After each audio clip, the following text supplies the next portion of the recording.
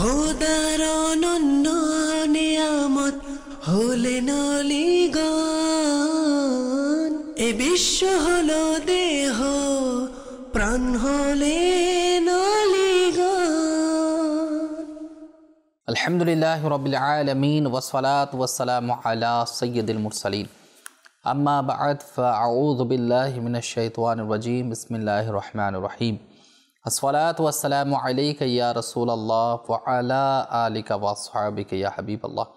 আসসালাতু ওয়াসসালামু আলাইকা ইয়া নবিয়াল্লাহ ওয়া আলা আলিকা ওয়া আসহাবিকা ইয়া নূরাল্লাহ। প্রিয় ইসলামী ভাইরা, মাদানী চ্যানেলের দর্শক শ্রোতা, আপনাদেরকে আরও একবার স্বাগত জানাচ্ছি মাদানী চ্যানেলের ধারাবাহিক অনুষ্ঠান কঠিন পথের মুসাফির। আল্লাহ তাআলার রাহে যারা যাত্রা করেছেন, মুসাফির হয়েছেন, সফর করেছেন, দুর্গম পথ পাড়ি দিয়েছেন, কঠিন থেকে কঠিন আশা মুসিবতকে সবরের মাধ্যমে আল্লাহকে রাজি করে, আল্লাহকে রাজি হওয়ার জন্য যা যা করণীয় সেগুলো করে আল্লাহ তাআলার দরবারে সম্মানিত হয়েছে। ওই কঠিন মুহূর্তগুলো স্মরণ রাখা আমাদের জন্য দরকার, যাতে বর্তমান সময়ে সাময়িক কষ্ট দেখে যাতে আমরা ঘাবড়িয়ে না যাই, আমরা যাতে পিছপা না হয়, বরঞ্চ সব কিছু বিসর্জন দিয়ে যারা দ্বীন ইসলামকে প্রতিষ্ঠা করেছেন, আল্লাহ এক সেটা প্রতিষ্ঠা করেছেন, যারা আল্লাহ তাআলার রাহে আহ্বান করে সামনে অগ্রসর হয়েছে, তারা আমাদের জন্য স্মরণীয় হয়ে থাকবে। সাথে সাথে আমরা যদি সেখান থেকে শিক্ষণীয় বিষয়গুলো নিজের বাস্তব জীবনে প্রতিফলন করতে পারি, সেজন্য আমাদের উচিত তাদের জীবনে স্টাডি করা এবং এসব বিষয়ে আলোচনা করা। নবী করিম রউফুর রহিম সাল্লাল্লাহু আলাইহি ওয়াসাল্লামের কোরবানি সম্পর্কে আমরা ইনশাআল্লাহ তাআলা শুনেছি, কেমন দুর্গম পথ পাড়ি দিয়েছিলেন। আসলে অল্প সময়ের মধ্যে সব কিছু বিস্তারিত তুলে ধরা কারো পক্ষে সম্ভব নয়, কারণ সেগুলোর ইতিহাস যদি আমরা বারবার পর্যালোচনা করি শেষ হবে না, এত কঠিন সফর তারা দিয়েছেন। তো ইনশাআল্লাহ তাআলা আজকে আমরা হযরত মূসা আলা নবীনা ওয়া আলাইহিস সালাতু ওয়াস সালামের কঠিন মুহূর্ত পাড়ি দেওয়া কষ্ট সফর সম্পর্কে কি মোকাবেলা করেছিল ফেরাউনের সাথে, সে সম্পর্কে জানব। শুরুতে দরুদ শরীফের ফজিলত আমরা শ্রবণ করি। নবী করিম রউফুর রহিম সাল্লাল্লাহু আলাইহি ওয়াসাল্লাম ইরশাদ ফরমান, যেটা মাসমাউজ জাওয়ায়েদ কিতাবের মধ্যে আসছে, যে ব্যক্তি আমার প্রতি প্রতিদিন সকালে 10 বার ও সন্ধ্যায় 10 বার দরুদ শরীফ পাঠ করে, তার জন্য কিয়ামতের দিন আমার সুপারিশ নসিব হবে। সুবহানাল্লাহ। অনলি 10 বার সকাল সন্ধ্যা, কতই না আসান, কতই না সহজ। মোবাইল টিপতে টিপতে সারা রাত সারা দিন পুরো সফর আমাদের অতিবাহিত হয়ে যায়, কথা বলতে বলতে আমাদের অতিবাহিত হয়ে যায়। আর দরুদ শরীফ পাঠ করার মাধ্যমে যদি মাত্র 10 বার যদি পড়তে না পারি, তাহলে হায়াতের দামটাই কি? তো আমরা নিয়ত করি আল্লাহর পেয়ারা মাহবুব সাল্লাল্লাহু আলাইহি ওয়াসাল্লামের উপর আমরা অধিক পরিমাণে দরুদ শরীফ পাঠ করব। সাল্লু আলাল হাবিব সাল্লাল্লাহু তাআলা আলা মুহাম্মদ সাল্লাল্লাহু তাআলা আলাইহি ওয়াসাল্লাম। প্লিজ টাই ভাইরা, মাদানী চ্যানেলের দর্শক শ্রোতা, ফিরআউন এবং মূসা আলাইহিস সালাতু ওয়াস সালাম, মূসা আলাইহিস সালাতু ওয়াস সালাম ফেরাউনের সাথে মোকাবেলা করেছিল, কঠিন মোকাবেলা। আল্লাহ তো এক, আল্লাহ ছাড়া কোনো মাবুদ নেই, দ্বিতীয় কোনো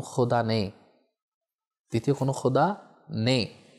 অথচ ফেরাউন নিজেকে খোদা দাবি করলো, মাবুদ দাবি করলো। কেমন সাহস তার! একটা হচ্ছে আল্লাহ অদ্বিতীয়, আল্লাহ ছাড়া কোনো মাবুদ নেই, এটাকে স্বীকার করা কিংবা অস্বীকার করা, একটা স্টেপ এটা রয়েছে যে আল্লাহ এক মেনে নিয়েছে, অনেকে মেনে নেয়। কিন্তু ফেরাউন কেমন বদমাশ ছিল, সে নিজেকেই খোদা দাবি করে বসছিল। কেমন একটা পরিস্থিতি! আর মূসা আলা নবীনা ওয়া আলাইহিস সালাতু ওয়াস সালাম ফেরাউনকে অনেকবার বোঝানোর জন্য চেষ্টা করেছিল, কিন্তু আশ্চর্যের বিষয় যে ফেরাউনের যারা সঙ্গী ছিল, অনেক সময় ফেরাউন একটু সুর নরম করলেও ফেরাউনের যারা সঙ্গী ছিল এদের মধ্য থেকে এমনও তাকে বলতো যে আপনি কেন নরম হয়ে যাচ্ছেন, আপনি কেন মূসা আলাইহিস সালাতু ওয়াস সালামের দিকে দাবিত হতে যাচ্ছেন, আপনি নিজে তো রব, আমরা তো আপনাকে মানি।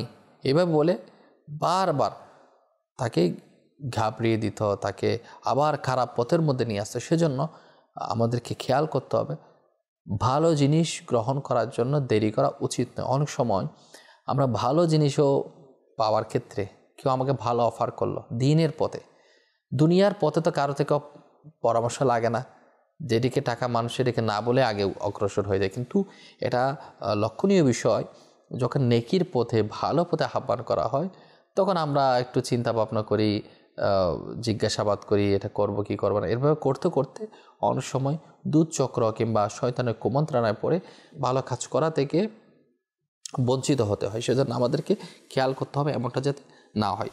তাহলে আল্লাহ এক, আল্লাহ ছাড়া কোনো মাবুদ নেই। তাহলে ফেরাউন কীভাবে নিজেকে নিজে মাবুদ দাবি করে বসলো? এদিকে মূসা আলাইহিসসালাম, তাহলে মূসা আলাইহিসসালাম এমন কি কারিশমা দেখালো যে ফেরাউন কীভাবে ধ্বংস হলো। এই পথে মূসা আলাইহিসসালামের কতই না কষ্ট সহ্য করতে হলো। তো আল্লাহ তাআলা মূসা আলাইহিসসালামকে নির্দেশ দিলেন ফিরাউনের নিকট যাইতে, যাতে হেদায়েতের জন্য, ফিরাউনের হেদায়েতের জন্য তার দরবারে পাঠালেন। তখন হযরতে মূসা আলাইহিসসালামকে আল্লাহ তাআলা দুইটা মুজিজা দান করলেন, একটা হচ্ছে লাঠি, আরেকটা হচ্ছে আলোকিত হাত।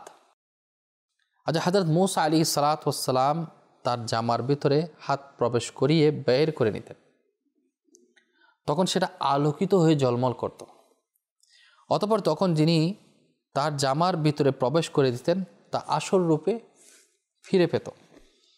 এই মুজিজাটি কুরআনুল কারীমের বিভিন্নবার উল্লেখ রয়েছে। সূরা তাহায় ইরশাদ ফরমান, তরজমাই কানজুল ঈমান 16 পারা সূরা তাহার আয়াত নাম্বার 22 এবং 23, তরজমাই কানজুল ঈমান। আর আপন হাত আপন বাহুর সাথে মিলিয়ে নাও, তা অতি শুভ্র হয়ে বের হবে, কোনো রোগের কারণে নয়, অপর একটা নিদর্শন রূপে, এজন্য যে আমি তোমাকে বড় বড় নিদর্শন দেখাবো। এই মুজিজা হলো আলোকিত হাত, যা আশ্চর্যজনক ও মহান মুজিজা, যেটা আল্লাহ তাআলা হযরত মূসা আলাইহিসসালামকে দিয়েছেন। আমরা হয়তো লাঠি মুবারকের মুজিজার কথা শুনেছি, এটা হয়তো আমরা অনেকেই শুনে নেই, হাত মুবারকের একটা মুজিজা দিয়েছেন।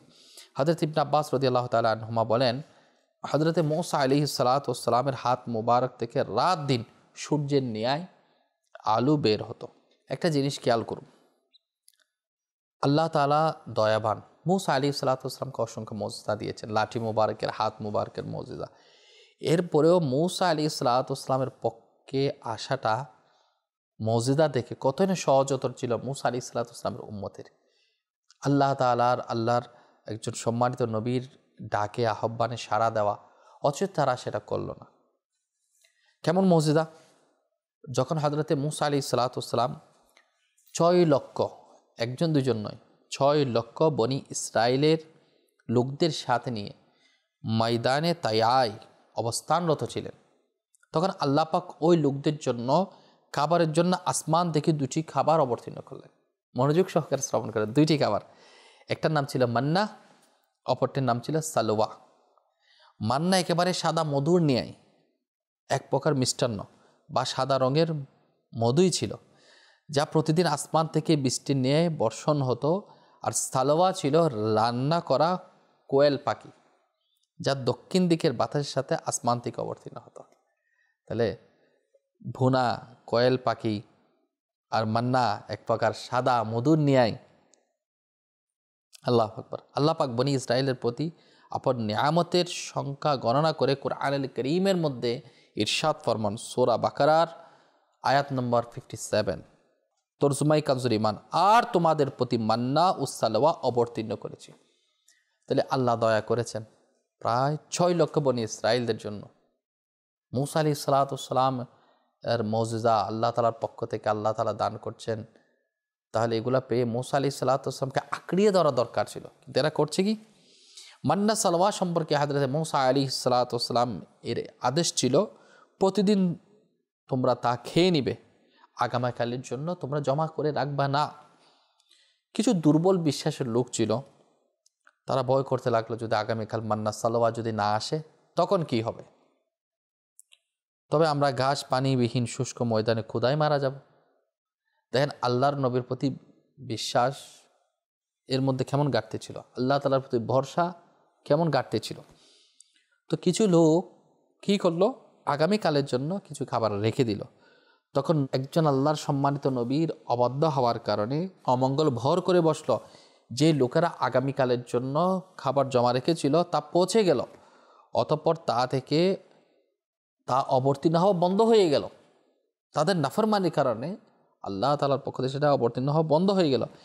এই কারণে নবী করিম রফুর রাহিম সাল্লাল্লাহু আলাইহি ওয়াসাল্লাম ইরশাদ করেন, বনি ইসরাইলরা না হলে এই খাবার কখনোই নষ্ট হতো না। অর্থাৎ খাবার দাবার যে নষ্ট হয়ে যায় সেটা কখনোই নষ্ট হতো না, মাংস পচে যেত না।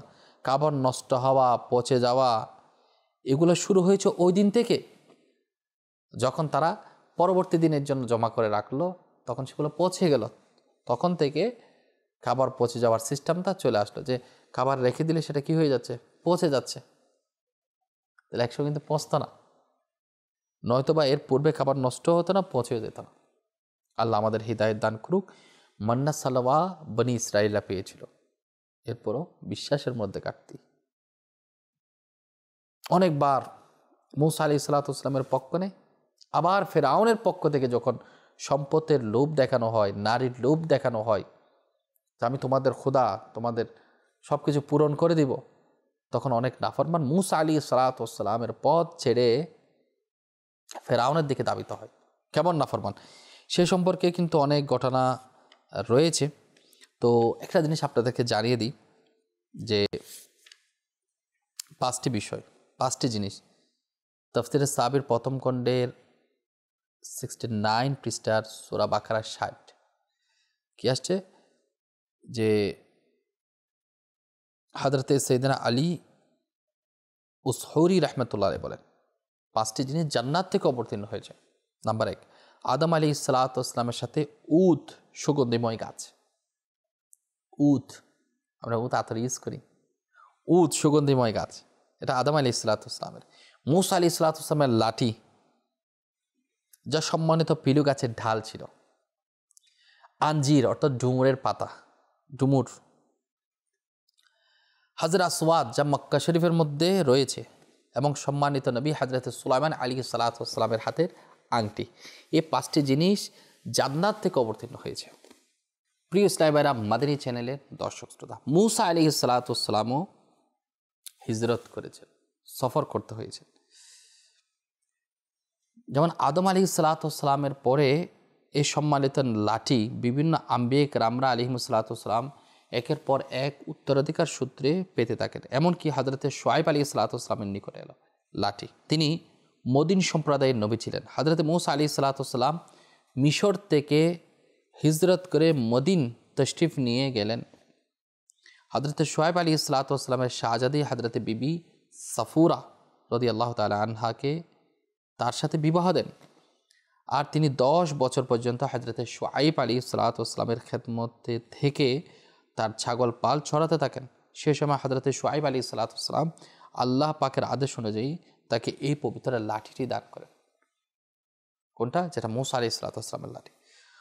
অতঃপর যখন তিনি তার সম্মানিতা স্ত্রীকে সাথে নিয়ে মদিন থেকে মিশর নিজের দেশের দিকে রওনা হয়ে গেলেন, আর পবিত্র স্থান তোয়া উপত্যকার মধ্যে পৌঁছলেন, আল্লাহ পাক তাজাল্লি দ্বারা হযরত মূসা আলাইহিস সালামকে ধন্য করলেন, রিসালাতের মর্যাদা দান করলেন।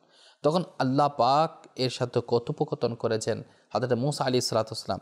কোরআনে পাকের মধ্যে যেটা এইভাবে বর্ণিত হয়েছে, সূরা তাহা আয়াত নম্বর 17, আয়াত নম্বর 18, তরজমায়ে কাজরিমান। হে মূসা, তোমার ডান হাতে এটা কি? আরজ করলে, এটা আমার লাঠি, আমি এটার উপর ভর করি এবং তা দিয়ে আমি আপন মেষ পালের উপর গাছের পাতা ঝেড়ে থাকি, আর তাতে আমার আরও কাজ আছে। আরও কাজ আছে বলতে, এটা দিয়ে এর সহায়তা, লাঠির সহায়তায় চলা, লাঠির সাথে কথাবার্তা বলে মন বোলানো, দিনে সেটি গাছ হয়ে উপর থেকে ছায়া প্রদান করা, রাতে 2টি শাখা আলোকিত হয়ে তাকে আলো দেওয়া, শত্রু হিংস্র প্রাণী থেকে রক্ষা করা, কূপ থেকে পানি ভরার সময় এটা রশি হয়ে যাওয়া, ইত্যাদি ইত্যাদি কাজে সে লাঠিটি ব্যবহার করত। এটা কিন্তু আল্লাহ তাআলা মুজিজা মূসা আলাইহিস সালামকে এই জন্য দিয়েছেন যাতে ফেরাউনের সাথে মোকাবেলা করা হয়। ফেরাউন খুব অত্যাচারী ছিল, আর মূসা আলাইহিস সালামকে কেমন কষ্ট দিয়েছেন। মূসা আলাইহিস সালাম এই পবিত্র লাঠি দ্বারা অনেক কাজ করে থাকেন, যেটা আমি আপনাদেরকে উল্লেখ করেছি।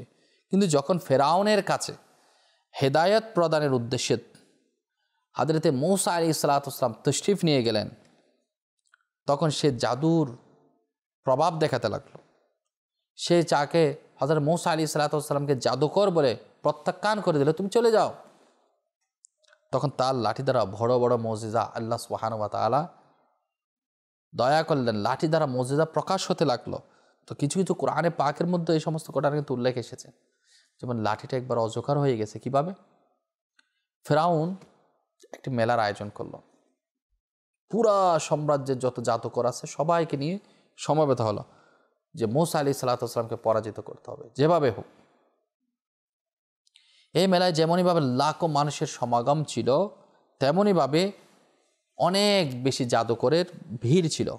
জাদুর মালামাল নিয়ে সবাই জড়ো হয়ে গেল। ওই জাদুকর বাহিনী প্রতিপক্ষ হিসেবে হযরত মূসা আলাইহিস সালামের সাহসিকতার সাথে দাঁড়িয়ে গেলেন। জাদুকররা ফেরাউনের সম্মানে শপথ করে নিজেদের জাদুর লাঠি ও রশিগুলো নিক্ষেপ করলে হঠাৎ সে লাঠি রশিগুলো সাপ হয়ে পুরা মাঠের চারিদিকে ছড়িয়ে গেল এবং ফনা তুলতে শুরু করলো। সবাই ভয়ে আতঙ্ক বিস্তার করতে শুরু হয়ে গেল। কি হবে এখন? কেমন আতঙ্ক বিরাজ করছে। এমন সময় ফেরাউন কর্তৃত্ব দেখাতে লাগলো মূসা আলাইহিস সালামের উপর। আর এমন সময় হযরতে মূসা আলা নবিয়িনা ওয়া আলাইহিস সালাম আল্লাহ পাকের আদেশে নিজের সে লাঠিকে সাপের ভিড়ের মধ্যে নিক্ষেপ করলো। এই লাঠি সাথে সাথে অনেক বড় অজগরে রূপান্তর হয়ে জাদুকরের যত সাপ সামনে ছিল সবগুলোকে খেয়ে ফেলল। এই মউজিজা দেখে সকল জাদুকর তাদের ভণ্ডামি স্বীকার করে নিল, সিজদায় অবনত হলো এবং আওয়াজে ঘোষণা করল, আমরা সবাই হযরতে হারুন হযরতে মূসা আলা নবিয়িনা ওয়া আলাইহিস সালামের প্রতিপালকের প্রতি ঈমান আনয়ন করলাম। যেমনটা কুরআনে পাকের মধ্যে নির্দেশ এসেছে। সূরা তাহার 65 থেকে 70 নং আয়াতে কি ইরশাদ হলো? তরজমায়ে কানজুল ঈমান। তারা বলল, হে মূসা, হয় আপনি নিক্ষেপ করুন, নয়তো আমরা প্রথমে নিক্ষেপ করব। মূসা বলল, বরং তোমরাই নিক্ষেপ করো। যখনই তাদের লাঠিগুলো তাদের জাদুর জোরে তার ধারণার ছুটাছুটি করছে বলে মনে হলো, তখন মূসা আপন অন্তরে ভয় অনুভব করলো। আমি বললাম, ভয় করো না, নিশ্চয় তুমি জয়ী। আর নিক্ষেপ করো যা তোমার ডান হাতে রয়েছে, তা তাদের কৃত্রিম বস্তুগুলোকে গ্রাস করে ফেলবে। তারা যা কিছু তৈরি করে এনেছে তা জাদুর প্রতারণা। জাদুকরের মঙ্গল হয় না যেখানে আসুক। অতঃপর সমস্ত জাদুকর সিজদা অবনত করানো হলো। তারা বলল, আমরা তারই উপর ঈমান আনলাম যিনি হারুন ও মূসার রব, যেটা আল্লাহ পাক কুরআনে পাকের মধ্যে আয়াত নাজিল করেছেন। আল্লাহ সুবহানাহু ওয়া তাআলার অসংখ্য দয়া যে মূসা আলাইহিস সালামের উপর। ফিরআউন যতই বেলকিবাজি করুক, ফিরআউন যত আল্লাহকে অমান্য করার চেষ্টা করুক, মানুষকে সম্প্রদায়কে তার দিকে দাবিত করার জন্য চেষ্টা করুক, হযরতে মূসা আলাইহিস সালাম আল্লাহ তাআলার তাওহীদের দাওয়াত দেওয়ার ক্ষেত্রে, রিসালাতের দাওয়াত দেওয়ার ক্ষেত্রে মূসা আলাইহিস সালাম পিছপা হন নাই। বারবার কঠিন থেকে কঠিন অত্যাচারের শিকার হয়েছে, অপবাদের শিকার হয়েছে। মূসা আলাইহিস সালামের নামে অপবাদ দেওয়া হয়েছিল। এরপরও মূসা আলা নবিয়িনা ওয়া আলাইহিস সালাম সামনে অগ্রসর হয়েছিলেন, পিছপা হন নাই। কঠিন থেকে কঠিন সফর তিনি পাড়ি দিয়েছেন, হিজরত করেছেন, মিশর গিয়েছেন, মেদন গিয়েছেন। একটাই উদ্দেশ্য যে আল্লাহ এক, আল্লাহ অদ্বিতীয়। আর আল্লাহ সুবহানাহু ওয়া তাআলা মূসা আলাইহিস সালামকে কি করলেন? লাঠির মর্যাদা দান করলেন। হযরত মূসা আলাইহিস সালাম একটি নির্দিষ্ট সময় পার করলেন। নির্দিষ্ট সময় পর্যন্ত পার করার পর ফিরাউনকে হেদায়াত করতে থাকেন। আল্লাহ পাকের আয়াত শোনায়, তাওরাত শরীফ যে নাজিল হয়েছে, আল্লাহ তাআলার হুকুম কি রয়েছে সেটা শোনানো হলো, মুজিজা দেখাতে দেখেন, কিন্তু সে সত্যকে গ্রহণ করলো না। আরও বেশি অবাধ্যতার মধ্যে চলে আসলো, খারাপ কাজ বাড়াতে শুরু করলো। বনি ইসরাইলরা তার খোদা দাবিকে স্বীকার করলো। কার? ফিরাউনের। আর রব আল্লাহ তাআলা যে একজন রব রয়েছে সেটাকে অস্বীকার করলো। আর এত বেশি অত্যাচার, নিপীড়ন, অপবাদ দেওয়া। মূসা আলাইহিস সালাম যিনি আল্লাহ তাআলার সাথে কালাম করত, মূসা কালিমুল্লাহ বলা হয়, আল্লাহর সাথে যে জবানে কালাম করত, মূসা আলাইহিস সালাম কালাম করত বিধায় মূসা কালিমুল্লাহ বলা হয়। এই সম্মানিত নবীকে অপবাদ দিয়েছিল। এর মধ্যে হযরত মূসা আলাইহিসসালামের উপর ওহী অবতীর্ণ হলো, আপনি আপনার বনি ইসরাইলদেরকে আপনার সাথে নিয়ে রাতেই মিশর থেকে হিজরত করেন। তাহলে মিশর ছেড়ে হিজরত করতেছেন মূসা আলাইহিসসালাম, কঠিন পথের মুসাফির হচ্ছেন। আল্লাহ এক, আল্লাহ ছাড়া কোনো মাবুদ নেই। এই যে আল্লাহ তাআলা এক, সেটা মাবুদ তো একজনই হয়, অন্য কেউ তো মাবুদ নয়। এটা প্রচারের জন্য মূসা আলাইহিসসালাম কত কষ্ট সহ্য করেছেন। বলা আছে বনি ইসরাইলদের সাথে নিয়ে মিশর থেকে যাত্রা শুরু করলেন। যখন ফিরাউন জানতে পারল, তখন সেও তার বাহিনী নিয়ে বনি ইসরাইলদের গ্রেফতার করার জন্য বের হয়ে গেল, যে বনি ইসরাইলদেরকে গ্রেফতার করা হবে, পাকড়াও করা হবে। যখন উভয় বাহিনী একে অপরের নিকটবর্তী হয়ে গেল, ফিরাউনের ভয়ে সবাই চিৎকার দিয়ে উঠল যে এখন তো আমরা ফিরাউনের হাতে বন্দী হয়ে যাব। বনি ইসরাইলদের খুবই কঠিন অবস্থা। এই সংকটপূর্ণ মুহূর্তে তারা কিভাবে রক্ষা পাবে? কারণ তাদের পেছনে ফিরাউনের আক্রমণ, হিংস্র বাহিনীগুলো ছিল, যাদের যুদ্ধ করার অস্ত্র সামগ্রী সব ছিল। আর সামনে পার হওয়ার জন্য তেমন কোনো রাস্তা নেই। যেতে যেতে যেতে যেতে সমুদ্র চলে আসলো, নদী চলে আসলো। এই ভয়াবহ অবস্থায় হযরত মূসা আলা নবীনা ওয়া আলাইহিস সালাতু ওয়াস সালাম শান্ত ছিলেন এবং বনি ইসরাইলদেরকেও শান্ত করলেন। যখন নদীর পাশে পৌঁছালেন, তখন আল্লাহ পাক হযরত মূসা আলাইহিস সালাতু ওয়াস সালামকে আদেশ দিলেন যে আপনি আপনার লাঠি দিয়ে নদীর উপর আঘাত করুন। সুতরাং তিনি নদীর উপর লাঠি দিয়ে যখন আঘাত করলেন, সাথে সাথে 12টি রাস্তা তৈরি হয়ে গেল। বনি ইসরাইলরা সেই রাস্তা দিয়ে নিরাপত্তার সহিত নদী পার হয়ে গেল। ফিরাউন যখন নদীর নিকট পৌঁছালো, তখন সে নদীর রাস্তা দেখলো, তখন সেও আপন বাহিনী নিয়ে পেছনে পেছনে ছুটতে রইল। কিন্তু যখন ফিরাউন ও তার বাহিনীর মাঝখানে, একেবারে নদীর মাঝখানে পৌঁছে গেল, তখন আল্লাহ তাআলার পক্ষ থেকে হঠাৎ করে নদীর মধ্যে ঢেউ শুরু হয়ে গেল এবং সমস্ত রাস্তা বন্ধ হয়ে গেল। আর পালানোর রাস্তা নেই। ফিরাউন তার বাহিনী সহ সবাই নদীর মধ্যে ডুবে গেল। আল্লাহ পাক কুরআনে পাকের মধ্যে খুব সুন্দরভাবে এই ঘটনাগুলো উল্লেখ করেছেন। যেমন সূরা আশ-শুআরা এর আয়াত নম্বর 61 থেকে 67 মধ্যে আল্লাহ তাআলা ইরশাদ ফরমান, তরজমায়ে কাজুর ইমান। অতঃপর যখন মুখামুখি হলো উভয় দল, তখন মূসার সাথীরা বলল, তারা তো আমাদের ধরে ফেলল। মূসা বললেন, এমনই নয়, নিশ্চয় আমার রব আমার সঙ্গে আছেন, তিনি আমাকে এখন পথ প্রদান করবেন। অতঃপর আমি মূসাকে ওহী করলাম, তোমার লাঠি দিয়ে সমুদ্রে আঘাত করো। সুতরাং তখনই সমুদ্র বিভক্ত হয়ে গেল। অতঃপর প্রত্যেক অংশ এমনই হয়ে গেল যেমন বিশাল পাহাড়। আর আমি সেখানে অপর দলটিকে উপনীত করলাম। আমি রক্ষা করলাম মূসা আলাইহিস সালামকে এবং তার সঙ্গী সাথীকে। অতঃপর অপর দলটিকে আমি নিমজ্জিত করেছি। নিশ্চয় এর মধ্যে অবশ্যই নিদর্শন রয়েছে, আর তাদের মধ্যে অধিকাংশ মুসলিম ছিল না। এটা হলো হযরতে মূসা আলা নবীনা ওয়া আলাইহিস সালাতু ওয়াস সালামের পবিত্র লাঠির মাধ্যমে প্রকাশিত হওয়া 3টি মুজিজা, যা কুরআনুল কারীমের মধ্যে বিভিন্নভাবে অসংখ্য শিরোনামে বারবার আল্লাহ তাআলা বর্ণনা করে মানুষের জন্য শিক্ষা এবং হিদায়াতের উপলক্ষ বানিয়ে দিয়েছেন। আমাদের উচিত আমরা কঠিন মুসিবত, পেরেশানগ্রস্ত যাই হয় না কেন, আল্লাহ তাআলার ইবাদতের দিকে যাতে আমরা উদাসীন না হই। মানুষ যখন পেরেশান হয়ে যায়, খাবার খাওয়া ছেড়ে দেয় না।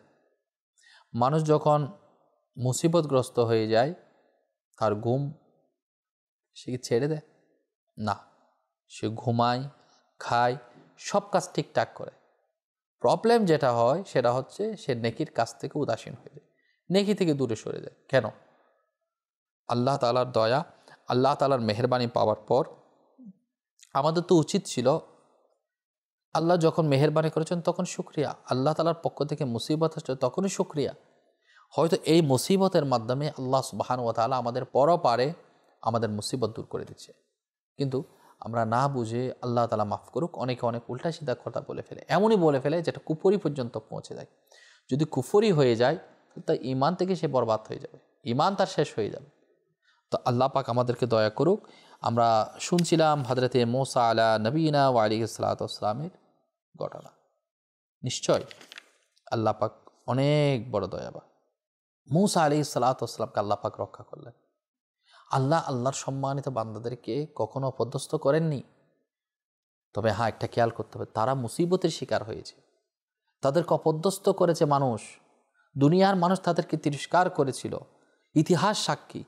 কিন্তু আল্লাহ তাআলার পথ থেকে তারা তিরস্কার হন নাই, তারা আল্লাহ তাআলার পক্ষ থেকে পুরস্কৃত হয়েছেন, সম্মানিত হয়েছেন। তা আমরা কেন পিছপা হব? যখন ফিরআউন নীল নদীতে ডুবে মরল, সকল বনি ইসরাইলরা মুসলমান হয়ে গেল, আর মূসা আলাইহিস সালাতু ওয়াস সালামের প্রশান্তি নসিব হলো, তখন আল্লাহ পাক আদেশ দিলেন, আপনি বনি ইসরাইলের বাহিনী নিয়ে বাইতুল মুকাদ্দাসে প্রবেশ করুন। সে সময় বাইতুল মুকাদ্দাস আমালাকা গোত্রের অধীনে ছিল, যারা ছিল নিকৃষ্ট কাফির, অনেক শক্তিশালী যুদ্ধবাসী, খুবই অত্যাচারী। হযরত মূসা আলাইহিস সালাতু ওয়াস সালাম 6 লাখ বনি ইসরাইলের বাহিনী নিয়ে আমলাকা গোত্রের সাথে লড়াইয়ের জন্য যাত্রা করলেন। কিন্তু যখন বনি ইসরাইলরা বাইতুল মুকাদ্দাসের নিকট পৌঁছালো, তখন একেবারে ভীত হয়ে গেল। কারণ কি? বলতে লাগলো, এই শহরটা আমলাকা রয়েছে, যারা অনেক শক্তিশালী এবং বিখ্যাত, সুতরাং যতক্ষণ তারা শহরে থাকবে ততক্ষণ আমরা কখনোই শহরে প্রবেশ করব না। বরং বনি ইসরাইলরা হযরত মূসা আলাইহিস সালাতু ওয়াস সালামকে এমনও বলে দিয়েছে, হে মূসা, আপনি ও আপনার খোদা গিয়ে সেই বিখ্যাত গোত্রের সাথে যুদ্ধ করুন। এখন সঙ্গের মানুষ কি বলতেছে? একদিকে ফিরআউন অপদস্থ হলো, মূসা আলাইহিস সালাতু ওয়াস সালামের সাথে 6 লক্ষ মানুষ চলে আসলো, তারা একজন আল্লাহর সম্মানিত নবী, কথা কেমন করে বলতে হবে? সব কিছু মূসা আলাইহিস সালাতু ওয়াস সালাম সহ্য করছেন। আর কি বলতে লাগলো এরা? আমরা এখানে বসে থাকবো, আপনি আপনার খোদা মিলে যুদ্ধ করুন। নাউজুবিল্লাহ। বনি ইসরাইলদের মুখে এই কথা শুনে হযরত মূসা আলাইহিস সালাতু ওয়াস সালাম কষ্ট পেলেন, দুঃখ পেলেন। তিনি আল্লাহ পাক রব্বুল আলামিনের দরবারে আরজি দিলেন, হে আমার রব, আমার ক্ষমতা নেই, কিন্তু আমার নিজের এবং আমার ভাইয়ের উপর, সুতরাং আমাদেরকে এই নির্দেশ অমান্যকারীদের থেকে পৃথক রাখো। সূরা মাইদার 25 নং আয়াতে আল্লাহ সুবহানাহু ওয়া তাআলা গজব এবং অসন্তুষ্টি প্রকাশ ঘটিয়ে ইরশাদ করেন সূরা মাইদার 26 নং আয়াতে, তবে ওই ভূমি তাদের উপর নিষিদ্ধ রইল 40 বছর পর্যন্ত, তারা এই ভূখণ্ডের মধ্যে হতাশার মধ্যে ঘুরে বেড়াবে। সুতরাং আপনি এই নির্দেশ অমান্যকারীদের জন্য দুঃখ করবেন না। আল্লাহর পক্ষ থেকে আযাব দিয়ে দিল। বলা হচ্ছে এর ফলে 6 লক্ষ বনি ইসরাইলরা একটি ময়দানে 40 বছর পর্যন্ত ঘুরতে থাকে, এই ময়দান থেকে বের হতে পারেনি। এই ময়দানের নাম ছিল ময়দানে তাইয়া। ওই ময়দানে বনি ইসরাইলদের জন্য মান্না সালওয়া অবতীর্ণ হলো, যেটা মান্না সালওয়া ব্যাপারে প্রথমে আপনাদেরকে শুনিয়েছিলাম। তাহলে আমরা বুঝতে পারলাম যে আল্লাহ পাকের সম্মানিত নবীর মুজিজা দেখার পরেও, তাদেরকে ফেরাউনের কবল থেকে রক্ষা করার পরেও, ফেরাউন ধ্বংস হলো জানার পরেও, এত বড় একটা সফর করার পরেও, সবে আল্লাহর নবী, আল্লাহ তাআলা সম্মানিত নবীর সাথে তো মান্য করার বিপরীতে তারা কি করেছে? তা আমরা তো কিছুই না। তা আমরা নেকির কাজ করতে হবে। আমরা কঠিন থেকে কঠিন যতই মুসিবত আসুক না কেন, আল্লাহ তাআলার দিন ইসলাম আমরা ত্যাগ করতে পারবো না। আমাদেরকে মজবুত করে ধরতে হবে। জবানি মাধ্যমে নয়, আল্লাহর হাবিব সাল্লাল্লাহু আলাইহি ওয়াসাল্লামের দেখিয়ে দেওয়া, আল্লাহর হাবিব সাল্লাল্লাহু আলাইহি ওয়াসাল্লাম আমাদের জন্য যেগুলো গিফট রেখে গিয়েছেন সুন্নাতে মুবারাকা, সেগুলো যদি আমরা আঁকড়িয়ে ধরতে পারি, এর চেয়ে বড় শক্তি আমাদের কি হতে পারে? আল্লাহ আমাদেরকে বোঝার সে তৌফিক দান করুন। আমিন বিজাহিন নবীর আমিন সাল্লাল্লাহু তাআলা আলাইহি ওয়াসাল্লাম। সাল্লু আলাল হাবিব সাল্লাল্লাহু তাআলা আলা মুহাম্মদ সাল্লাল্লাহু আলাইহি ওয়াসাল্লাম। খোদার অনন্য নিয়ামত হলেন অলিগণ, এ বিশ্ব হলো